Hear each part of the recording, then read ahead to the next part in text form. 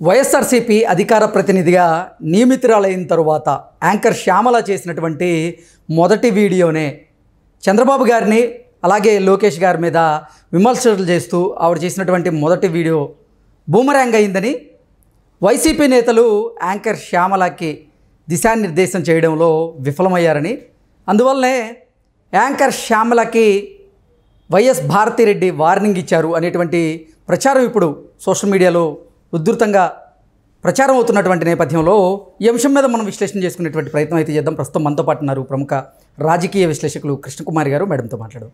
Madam నమస్తే. Madam నమస్తే. వైఎస్ఆర్సీపీ అధికార ప్రతినిధిగా యాంకర్ శ్యామల గారు నియమితులైన తర్వాత ఆవిడ చంద్రబాబు గారిని లోకేష్ గారిని వ్యక్తిగతంగా విమర్శిస్తూ ఒక వీడియో చేశారు. ఆ మొదటి వీడియోనే బూమరాంగ్ అయింది. వైసీపీ నేతలు ఆవిడకి సరిగా దిశానిర్దేశం చేయలేదు. ఆ దిశానిర్దేశం చేయడంలో విఫలమయ్యారు. దాంతో ఆవిడ ఆ వీడియో బూమరాంగ్ అయిన నేపథ్యంలోనే భారతిరెడ్డి గారు ఆవిడకి వార్నింగ్ ఇచ్చినట్లుగా కూడా ఒక ప్రచారం అయితే జరుగుతూ ఉంది. దీని మీద మీ విశ్లేషణ ఏంటి మేడం? వాళ్ళు అసలు దిశానిర్దేశం చేయలేదు అంటే నేను నమ్మనండి. వాళ్ళు ఏం చెప్పాలనుకున్నారో అమ్మాయితో చెప్పించారు అధికార ప్రతినిధితో. ఇంకా బూమరాంగ్ అయ్యేదేంటి నాకు అర్థం కాదు. వాళ్ళు అనుకున్నదే వెళ్ళింది జనాల్లోకి. వాళ్ళు ఏం చెప్పాలనుకున్నారో అదే చెప్పించారు ఆ అమ్మాయి చేత. అంటే మొదటి వీడియో సక్సెస్ అయినట్టేనా? ఆ సక్సెస్ కాదు, ఆమెతో ఒక ప్రమోషనల్ వీడియో చేయించుకున్నారు వాళ్ళు. ఓకే, అధికార ప్రతినిధిగా మాట్లాడిన మాటలు కాదు అవి. అది ఒక ప్రమోషనల్ వీడియో. అది ఓకే, కమర్షియల్స్ చేస్తూ ఉంటారు కదా టీవీల్లో, అదొక కమర్షియల్ వీడియో అది. ఓకే, అది అధికార ప్రతినిధి మాట్లాడింది అంటే ఎట్లుంటుందంటే, అధికార ప్రతినిధి మాట్లాడడము అంటే ఒక సమస్య గురించి సమాజంలో జరుగుతున్న దాని మీద వాళ్ళ పార్టీ వైఖరి చెప్పేదే అధికార ప్రతినిధి చెప్పటం అంటారు దాన్ని. అధికార ప్రతినిధి పార్టీ వైఖరిని వివరించటం ఒక ఎత్తు అయితే, కమర్షియల్ ప్రోగ్రాం ఇంకొక ఎత్తు. కమర్షియల్ ప్రోగ్రాం ఏంటి? వాళ్ళు ఇంకా ఓటమి నుంచి మనని ప్రజలు ఎందుకు ఓడించారు అనే దాని మీద ఇంకా వాళ్ళకి స్పష్టత రాలా. స్పష్టత రాక ఇప్పుడు స్కూల్ పిల్లలు పరుగు పెడతా ఉంటారు, పరుగు పందాల్లో వెళ్తూ ఉంటారు. పరుగు పందాల్లో వెళ్తే ఒక అతను నేనేమైనా సరే గెలుస్తాను అని అనుకుంటాడు. గెలుస్తాను అనుకుని అందరికీ చెప్పేసుకుని, నేను అసలు ఇప్పుడు ఈ సంవత్సరం ఏంటి, వచ్చే 5 సంవత్సరాలు కూడా పరుగు పందెంలో గెలిచేది నేనే అని చెప్పి మన జగన్మోహన్ రెడ్డి 30 ఏళ్ళు ఉంటానని చెప్పినట్టు అనుకుంటాడు ఆ పిల్లాడు. కానీ వేరే ఇంకో పిల్లోడు ఎవరో పరుగు పందెంలో ఫస్ట్ ప్రైజ్ వచ్చేస్తాడు. మరి వీడు అనౌన్స్ చేసింది ఏంటి? ఎవరైనా ఈసారి నేను గెలుస్తాను, గెలిచే హోప్లో ఉన్నాను అని చెప్పటం వేరు. పరుగు పందెంలో ఫస్ట్ ప్రైజ్ వస్తుంది నాకు అని నమ్మకం ఉండటం వేరు. కానీ రాబోయే సంవత్సరాల్లో కూడా నేనే అని చెప్పటం అంటే, ఈ రాబోయే సంవత్సరాల నాటికి నీకు కాలు ఎరగొచ్చు, అసలు పోటీలే పెట్టకపోవచ్చు, ఇంకేదో ఏదైనా జరగవచ్చు. అలాంటి వాడు ఏం చెప్తాడు? వచ్చి మీడియా ముందుకు వచ్చి గెలిచినవాడు గెలిచిన స్టోరీ చెప్పుకుంటాడు. గెలవని వాడు ఏం చెబుతాడు? నాకు కరెక్ట్గా ఇదే టైంలో మా ఇంటికి మంచినీళ్ళు సరిగా రాలేదు, కలుషితమైన నీళ్ళు వచ్చినాయి, ఆ నీళ్లు తాగితే నాకు కడుపులో నొప్పి వచ్చింది, అందుకే నేను గెలవలేకపోయాను. అంటే ఏమైనా చెప్పొచ్చు, ఎంతైనా చెప్పొచ్చు. అట్లాగే వీళ్ళు కూడా వాళ్ళ ఓటమిని ఇంకా జీర్ణించుకోలేక, అసలు ఈ ఓటమికి మా వైఫల్యం కాదు, ఇది ప్రజల వైఫల్యం, ప్రజలు దారి తప్పిన గొర్రెలు, ఇది వాళ్ళ ఉద్దేశం. అందుకని వాళ్ళు ఏం చేస్తున్నారంటే, ఈ అమ్మాయి అధికార ప్రతినిధి అని చెప్పి ఇప్పుడు ఒట్టిగా శ్యామలు మాట్లాడమన్నారు అనుకోండి, ఇదే వీడియో శ్యామలు చేసింది అనుకోండి, అధికార ప్రతినిధి కాకుండా వీడియో చేసింది అనుకోండి, ఏమంటారు? ఎవరైనా ప్రమోషనల్ వీడియో అంటారు. లేకపోతే శ్యామలకి ఏంటి ఎంత ఇంట్రెస్ట్ ఇప్పుడు అంటారు. ఇప్పుడు ఈమె అధికార ప్రతినిధిగా ఇచ్చి వాళ్ళు ఒక స్క్రిప్ట్ ఇచ్చి ఆ స్క్రిప్ట్ చదవమన్నారు. ఆ దిశానిర్దేశం కరెక్ట్గా చేశారు. అమ్మాయి కరెక్ట్గా అమ్మాయి హావభావాలతో సహా స్క్రిప్ట్ పర్ఫెక్ట్గా స్క్రిప్ట్ చదివింది. మరి వైఎస్ఆర్సీపీకి సంబంధించినటువంటి కొన్ని మీడియా ఛానల్స్లో అలాగే కొన్ని వెబ్సైట్స్లో కూడా అసలు తన మొదటి వీడియో బూమరాంగ్ అయింది అనేటువంటి ప్రచారం జరుగుతూ ఉంది. ఎందుకు మేడం? అంటే ఇప్పుడు ప్రమోషనల్ వీడియో అనుకోకూడదుగా జనాలు. అది చూస్తే ప్రమోషనల్ వీడియో అయింది. ఓకే, అధికార ప్రతినిధితో చెప్పించాలనుకున్న విషయం ప్రమోషనల్ వీడియో లాగా చేసింది. మీరే సరిగా మీరేం చెప్పాలనుకున్నారో అదే చెప్పారు. జనాలు ఏమన్నా వేరేగా అనుకుంటారేమోనని అబ్బెబ్బే అట్లా కాదు అని చెప్పటం. ఎందుకంటే వాళ్ళు ఇంకా పూర్తి అయోమయ స్థితిలో ఉన్నారండి. చెప్తున్నా కదా, ఈ ఓటమి అనేది వాళ్ళ నెత్తిన కొట్టింది. దిమ్మరపాటుకు గురయ్యారు. మామూలుగా అయితే ప్రపంచంలో ఎవరో ఎన్ని రోజులు దిమ్మరపాటుకు గురవ్వరు. మహా అయితే ట్రంప్ ఏమన్నా దిమ్మరపాటుకు గురవుతాడేమో కానీ అలాంటి జాతి ఇది. అందుకని చెప్పి ఎవరు ఇంత దిమ్మరపాటుకు గురికారు. పైగా ఇప్పుడు శ్యామల ఎత్తిన విషయాలే చూసుకుందాం. పోనీ ప్రమోషనల్ వీడియోనే అనుకుందాం, కాదు వాళ్ళు చెప్పినట్టు అధికార ప్రతినిధి విషయమే అనుకుందాం, దిశానిర్దేశం సరిగా చేయలేదు అని అనుకుందాం. కానీ ఆమె చెప్పిన విషయాలు మనం ఒకసారి గమనిస్తే గనక ఆమె ఏంటి చెప్పింది? చంద్రబాబు నాయుడు, లోకేష్ పిల్లికి బెచ్చం పెట్టరు.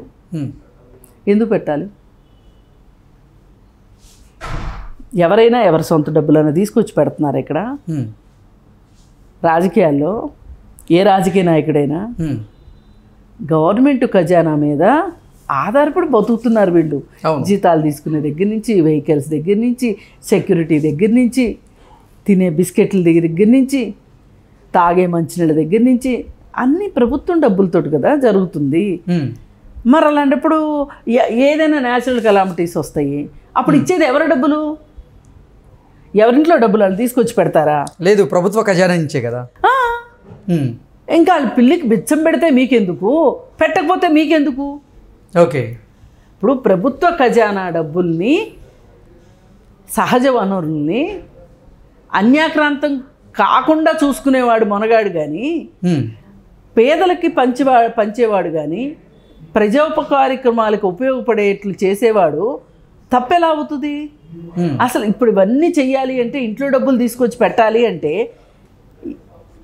ఎన్ని డబ్బులు ఉండాలి ఎవరికైనా చెప్పండి. అసలు ఎట్లా సాధ్యమవుతుంది అది? అసలు పిల్లికి బిచ్చం పెట్టారు అనే సంగతి రూల్ అవుట్ అండి. ఎవరు పిల్లికి బిచ్చం పెట్టరు. వాళ్ళు చేయాల్సింది ఏంటి? పిల్లులకు తిండి పెట్టడానికా? వాళ్ళు సీఎంలు అయ్యేది కాదు కదా. పైగా పోని మీ సీఎం, నువ్వు అనుకునే సీఎం, నీకు ఇష్టమైన సీఎం, మీ పార్టీ సీఎం అధికారంలో ఉండగా ఎన్ని పిల్లులకు బిచ్చం పెట్టాడు? పిల్లులకు బిచ్చం పెట్టేది పక్కన పెట్టి మీరు చేసింది ఏంటంటే, ఎన్ని కోట్ల సమోసాలండి తిన్నారు వాళ్ళు 5 ఏళ్లలో? మీకు ఏమైనా గుర్తుందా? ఎగ్ పఫ్లు సమోసాలు అంటారు. ఎగ్ పఫ్లు సమోసాలు కోట్లాది రూపాయలతోటి తిన్నారు మీరు. అందుకని మీరు చేసినంత అధికార దుర్వినియోగము, అలాగే ఇకపోతే చట్టాలను ఏ విధంగా వాడారు, పోలీసులను ఏ విధంగా వాడారు అనేది చూసేసాం. అయిపోయింది స్టోరీ అక్కడికి. ఇంకా తర్వాత 2 ఎకరాల భూమి నుంచి 2,000 కోట్లు సంపాదించుకున్నారు అనేది ఈవిడ అభియోగం. ఇలాంటి విషయం మీద మీ అభిమాన నాయకుడు జగన్మోహన్ రెడ్డి గారి తండ్రి గారైన రాజశేఖర్ రెడ్డి గారే కోర్టులో కేసులు వేశారు. వేసి ఏమి నిరూపించలేకపోయారు. అలాంటిది గుడ్డొచ్చి పిల్లనెక్కిరిచ్చింది అన్నట్లు ఈవిడొచ్చి ఇప్పుడు ఆ స్టోరీ చెప్పటం అనేది ఇవాళ ఈ దేశానికి అవసరమైన విషయమా? చట్టం తన పని తాను చూసుకుంటుందిగా. మళ్ళీ వేయండి మీరు, ఇప్పుడు మళ్ళీ ఇంకో కేసు వేయండి, నిరూపించగలుగుతారో లేదో తెలుస్తుంది. అందుకని ఆస్తుల గురించి నువ్వు చెప్పటం చాలా విడ్డూరంగా ఉందమ్మా. నువ్వు అస్సలు ఆస్తుల గురించి మాట్లాడకు. ఎందుకంటే నీ అధినాయకుడి మీద సిబిఐ ఎన్ని కేసులు పెట్టింది నీకేమైనా తెలుసా? నీకు చెప్పారా వాళ్ళు? తెలుసుకునే టైము, ఓపిక, తీరిక నీకు లేవు. నాకు తెలుసు ఆ సంగతి. ఎందుకంటే ఇప్పుడు దాకా నువ్వు ఏదో సీరియల్స్ చేసుకుంటా బతికావు కాబట్టి నీ స్క్రిప్టులు చదువుకుంటానికే నీకు టైం దొరకదు పాపం. 3 షిఫ్ట్లు పనిచేసి డబ్బులు సంపాదించుకున్నావు పాపం, చాలా కష్టపడి. ఆ విషయంలో నాకేమీ అనుమానం లేదు, డౌట్ లేదు నీ మీద. మరి అంత బిజీగా ఉన్న బిజీ స్టార్వి నీకు రాజకీయాల గురించి తెలియడం అంటే కొంచెం కష్టమే. అసలు జగన్మోహన్ రెడ్డి గారి జీవిత చరిత్ర ఒకసారి చదువుకోమ్మా. రాజశేఖర్ రెడ్డి గారి గురించి, రాజారెడ్డి గారి గురించి, వాళ్ళందరి గురించి నువ్వు చదవకపోయినా పర్వాలా. కేవలం జగన్మోహన్ రెడ్డి గారి జీవిత చరిత్ర నువ్వు ఒక్కసారి పేజీలు తిప్పి చూస్తే నీకు ఖచ్చితంగా మూర్చి రాకపోతే నన్ను అడుగు. ఓకే. ఇప్పుడు సిబిఐ చెప్పినట్లు జగన్మోహన్ రెడ్డి గారి మీద మోపబడిన కేసులు ఏవైతే ఉన్నాయో ఆ ఛార్జ్షీట్లు టోటల్ ఆస్తుల విలువ 43,000 కోట్లు. ఈ 43,000 కోట్లు ఎలా సంపాదించారు అనే దానికి సిబిఐ చాలా క్లారిటీ తోటి ఛార్జ్షీట్లో పొందుపరచబడింది. పెట్టెలు ఛార్జ్షీట్లు ఉన్నాయి. నీకు ఓపిక తీరిక ఉంటే పెట్టెలు ఛార్జ్షీట్లు చదువుకో కూర్చొని. అలాగే అసలు 16 కేసులు ఉన్నాయి ఆయన మీద. అలాగే 16 నెలలు జైలుకి వెళ్ళి వచ్చాడు. అలాగే ప్రతి శుక్రవారం సిబిఐ కోర్టుకి వెళ్ళాల్సిన వ్యక్తి ఈ రాజకీయాలను అడ్డం పెట్టుకొని ఈ రాజకీయాల్లో గెలిచిందే అందుకు. ముఖ్యమంత్రి అయ్యి వ్యక్తిగత హాజరు నుంచి నువ్వు మినహాయింపు పొందావు. మరి ఇప్పుడు ఎలక్షన్లు అయిపోయినాయి, సీఎంగా దిగిన తర్వాత అయినా నువ్వు సిబిఐ కోర్టుకి వెళ్తున్నావా? ఏ వ్యవస్థలు మీ అధినాయకుడిని కాపాడుతున్నాయి? ఈవేళ మీ అధినాయకుడు ఈ దేశం కాకుండా ఈ దేశం పక్కనున్న మలేషియా, సింగపూర్ వెళ్ళాలంటే కూడా సిబిఐ దగ్గర నుంచి పర్మిషన్ తీసుకొచ్చుకోవాలి. మరి చంద్రబాబు నాయుడు గారు కావచ్చు, లేదు అనుకుంటే లోకేష్ గారు కావచ్చు, వాళ్ళు ఎవరి పర్మిషన్ తీసుకుని వెళ్తారు చెప్పాలి. శ్యామల ఎవరు పర్మిషన్ తీసుకుంటున్నారు? వాళ్ళు టికెట్ కొనుక్కుంటున్నారు, వెళ్తున్నారు. మరి మీ నాయకుడి దగ్గర టికెట్ కొనుక్కోవడానికి డబ్బులు ఉన్నాయి, స్పెషల్ ఫ్లైట్లు వేసుకుని వెళ్ళేది డబ్బులు ఉన్నాయి. ఆ స్పెషల్ ఫ్లైట్లో ఏం వేసుకుని వెళ్తున్నాడో నీకు తెలియదు, నాకు తెలీదు. కానీ స్పెషల్ ఫ్లైట్లు వేసుకుని వెళ్తున్నాడు. ఆ స్పెషల్ ఫ్లైట్ వేసుకోవాలంటే కూడా పర్మిషన్ తీసుకోవాలి. అది మీ పరిస్థితి, మీ అధినాయకుడి పరిస్థితి అది. మరి నిజంగా అవినీతే చేసి ఉంటే గనక ఈ తండ్రి కొడుకులు ఇద్దరు వాళ్ళకి ఈ 2 ఎకరాల నుంచి 2,000 కోట్లు సంపాదించిన బాప్తే గనక అయితే మీరు చెప్పినట్టే వాళ్ళ మీద కేసులు ఎందుకు లేవు? మరి వాళ్ళు కనీసం 1 గంట అయినా జైలుకి వెళ్ళొచ్చి ఉండాలి కదా. కాకపోతే మొన్న మీరు పెట్టిన కేసు ఏదైతే ఉందో, జగన్మోహన్ రెడ్డి అధికారంలో ఉండగా పెట్టిన కేసు ఏదైతే ఉందో అది నిరూపించుకోలేకపోయారు అనేది క్లారిటీ ఉంది. ఓకే, క్లియర్, అది అందరికీ అర్థమైపోయింది. మరి ఇంక నువ్వేం మాట్లాడతావమ్మా? అసలు ఎందుకు ఇట్లాంటివన్నీ మాట్లాడడం? ఇప్పుడు అధికార ప్రతినిధిని అంటున్నావు.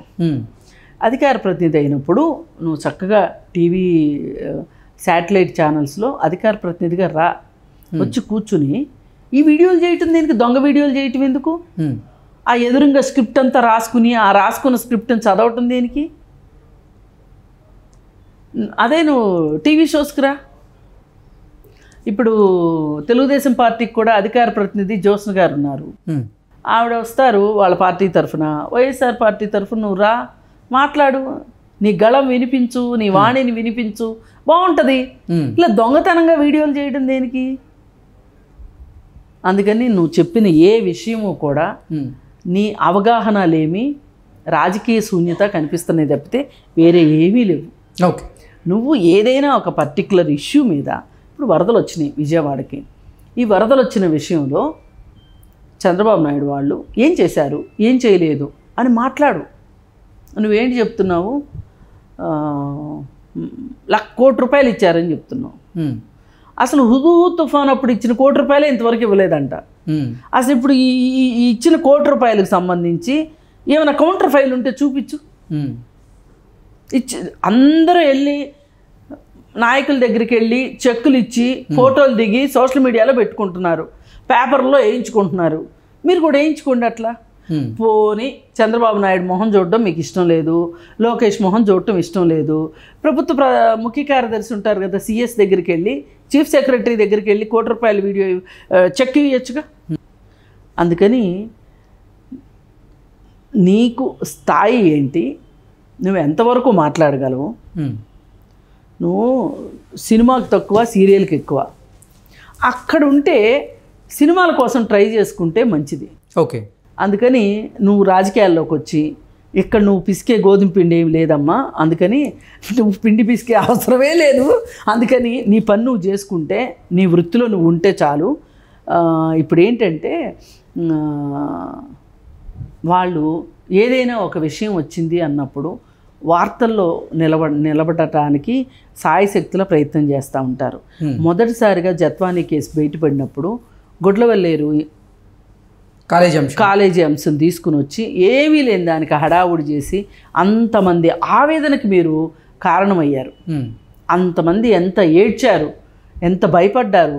అసలు ఆ టైంలో కనుక ఏ సున్నిత మనస్కులైన పిల్లలు ఏ ఆత్మహత్యకో పాల్పడితే ఎవరు ఆ ప్రాణాలను తిరిగి తీసుకొచ్చి ఇచ్చేవాళ్ళు? అది చేశారు. అది 4 రోజులు హడావుడి సరిపోయింది.